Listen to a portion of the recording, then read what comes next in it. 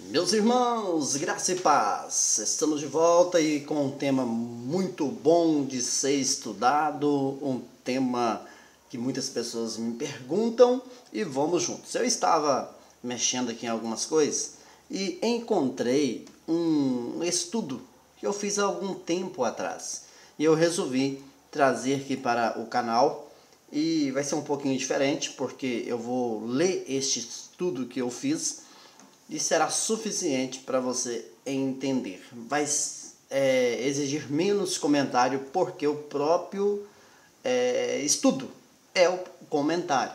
Vamos então para o tema arrebatamento. Vem comigo e me ajuda aí, meu querido. Se inscreva no canal, deixa o seu like, deixa o seu comentário. Tudo isso nos motiva a estar fazendo vídeos, a estar aqui dedicando ao canal. Tá bom? E muito obrigado você que está nos ajudando. Queridos, eu vou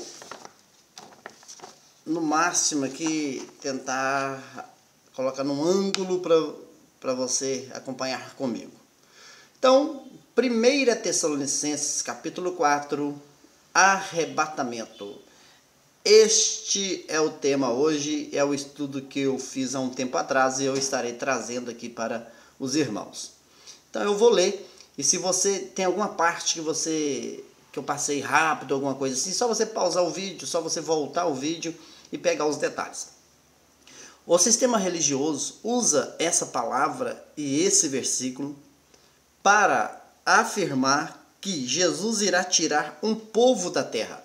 Segundo eles, os crentes nesse dia irão desaparecer do planeta Terra. Vamos estudar esse assunto à luz do Evangelho e da revelação da graça de Deus. A palavra arrebatamento significa, no grego, tá aqui ó, tá entendendo? Arrebatamento é o efeito ou ação de arrebatar, ou seja, retirar algo repentinamente de um lugar. No entanto, existem diversas aplicações diferentes para este termo. O grande erro religioso é colocar essa palavra no sentido literal, no sentido que pessoas vão ser arrancadas deste mundo. O contexto bíblico joga por terra essa ideologia. Primeiro, o próprio versículo nos traz luz. Veja, deixa eu ir organizando aqui. Vamos então ao primeiro ponto. Depois nós, os que ficarmos vivos, seremos arrebatados juntamente com eles nas nuvens, a encontrar o Senhor nos ares, e assim estaremos sempre com o Senhor. 1 Tessalonicenses, capítulo 4, o versículo 17. Parte A, Paulo afirmou: nós, os que ficarmos vivos. Essa carta foi escrita para os Tessalonicenses e Paulo está afirmando que esse arrebatamento aconteceria em um momento em que alguns dos destinatários estariam vivos, com possibilidade de o próprio Paulo estar vivo. Está em perfeita harmonia com a afirmação de Jesus que seria naquela geração. Mateus, capítulo 24, o versículo 34. A parte B, Paulo afirmou que esse arrebatamento seria nas nuvens. O que Paulo está dizendo é que Jesus deixou claro que voltaria nas nuvens. Olha só, Mateus 24, 34. E nesse momento aconteceria o arrebatamento. Agora, cabe a nós sermos fiéis às linguagens usadas na Bíblia para entender que vir com as nuvens significa trazer juízo a um povo e nunca literalmente na nuvem. Veja, Isaías, capítulo 19. Ficando claro que Paulo está dizendo que o arrebatamento aconteceria quando Jesus cumprisse. Mateus, capítulo 16, versículo 27 e o versículo 28, que aconteceu no ano 70 DC. Lucas, capítulo 21, versículo 20 ao 22 e o versículo 27 e o versículo 32.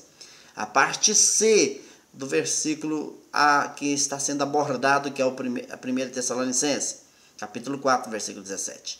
Encontrar o Senhor nos ares. Mais uma vez, temos que ser fiéis à palavra ares usada aqui. Veja a palavra aqui. Veja, a palavra usada aqui é ar no grego, está aqui, que significa ar que respiramos, o ar soprado, e não ar no grego, está aqui, eu não vou me arriscar a falar, tá bom? Você pode falar aí, mas você está vendo a palavra como é escrita no grego, que significa onde os pássaros voam, ou céu literal de nuvens. Ou seja, esse encontro com Jesus, além de ser espiritual, aconteceu num ambiente em que se encontravam os cristãos do primeiro século. Está em perfeita harmonia com João, capítulo 14, versículo 1 ao 3 e o versículo 23. Deixa eu organizando o ângulo aqui para ficar melhor. Deixa eu organizar direitinho aqui, tá bom? Vamos seguir. Então, em perfeita harmonia com João, capítulo 14, versículo 1 ao 3, versículo 23, e Hebreus, capítulo 3, versículo 6. E com a afirmação de Jesus que o reino de Deus é espiritual e é na terra. Lucas, capítulo 17, versículo 20 ao 30. Romanos, capítulo 14, versículo 17. E foi estabelecido com a sua vinda. Mateus 16, capítulo 16, versículo 27 e 28.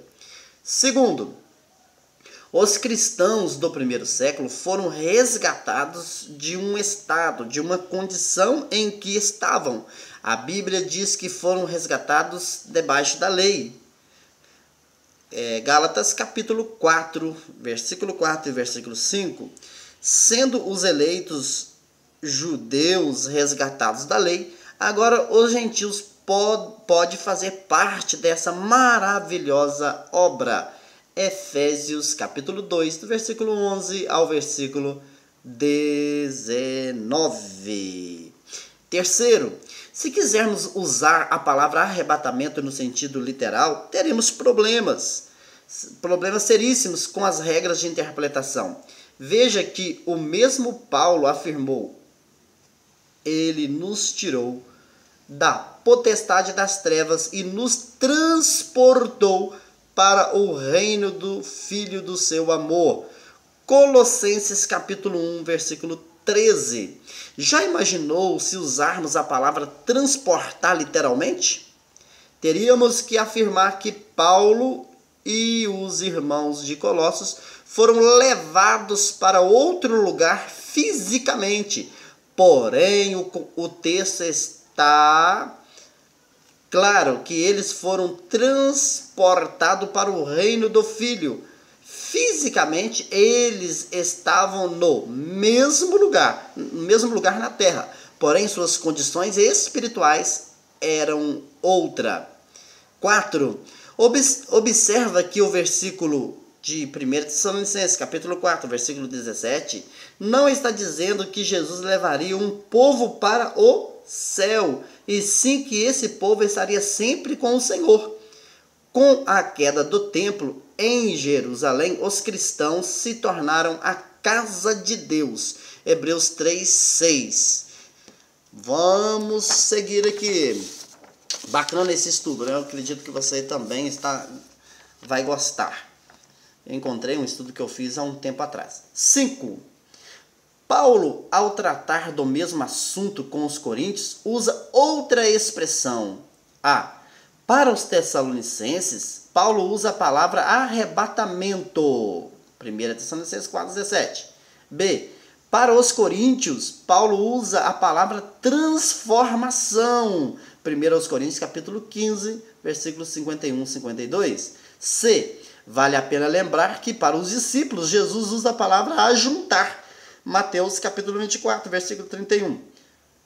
Podemos afirmar que os cristãos do primeiro século foram arrebatados e transformados para estar juntos vivendo o reino que teve início ainda com eles em vida. Romanos 5,17. Olha que bacana isso aqui, hein? Volta 310 vezes para você ler essa parte, observar essa parte aqui. Volta o vídeo, volta, veja, leia, releia, porque é muito importante você entender isso aqui. D.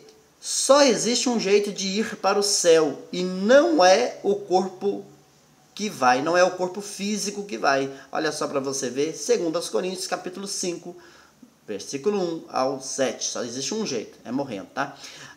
Agora, 6.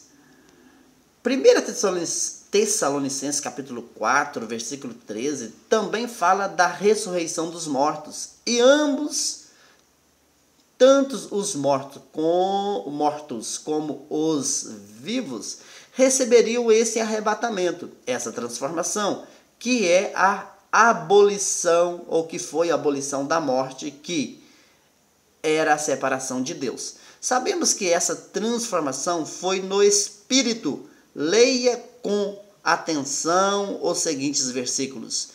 1 aos Coríntios capítulo 15, versículo 26 e o versículo 44. 2 Timóteo capítulo 1, versículo 10. Hoje, quando o nosso corpo voltar ao pó, nada pode impedir de nosso espírito de voltar para Deus, como está escrito em Eclesiastes 12:7.